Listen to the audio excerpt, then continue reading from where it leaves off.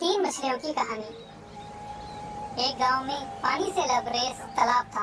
उस तालाब में सोनू, मोनू और भोलू नामी तीन मछलियां रहा करते थे। ये तीन मछलियां पानी में हंसते खेलते हुए रहा करते थे, लेकिन तीनों मछलियों का मिजाज अलग अलग था। सोनू दूरंदेशी को मद्देनजर रखते हुए अक्लमंदी से काम लिया करती थी। मोनू इससे थोड़ा मुख्तलिफ थी। जब भी कोई मुसीबत आती तो उसी वक्त अपने अक्ल का इस्तेमाल करते हुए हल निकाल लिया करती थी। तीसरी मछली भोलू नाम के मुताबिक भोली थी, हमेशा बेफिक्री से रहा करती थी। कुछ अरसे बाद गर्मा के मौसम में धूप तेजी के साथ बढ़ने लगी और धूप की तमाज़त से तालाब का पानी सूखने लगा।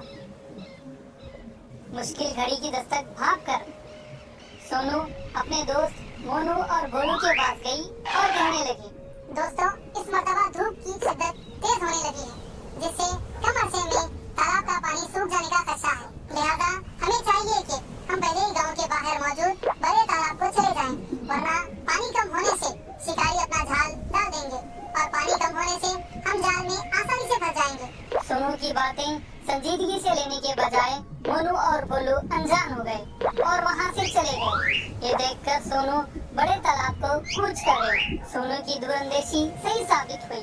धूप की शिद्दत से तालाब का पानी कुछ ही दिन में सूखने लगा और तालाब का पानी घुटनों तक पहुंच गया, जिससे शिकारियों ने तालाब में जाल फैला दिया और एक शिकारी के जाल में मोनू और भोलू दोनों फंस गए। मोनू ने मुसीबत को महसूस कर लिया और फौरन उसके जहन में ख्याल आया कि वो हरकत किए बगैर मरने का ढोंग करते हुए जाल में फंसे रहे। शिकारी ने जाल बाहर निकाला और मोनू को मरा हुआ देखकर, ये मरी हुई मछली मेरे क्या काम की कहकर उसे तालाब में फेंक दिया।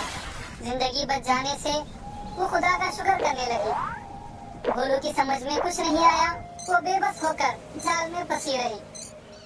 शिकारी ने जाल बीवी को दिया और कहने लगा, इसका सालन बना दो। इस तरह भोलू बेमदद वो बेसहारा मारे गई।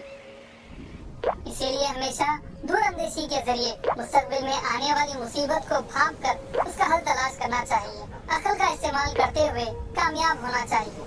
अगर हम ऐसा नहीं करेंगे तो हम गैर जरूरी मसाइल में फंस सकते हैं। इस कहानी का सबक समझ गए ना?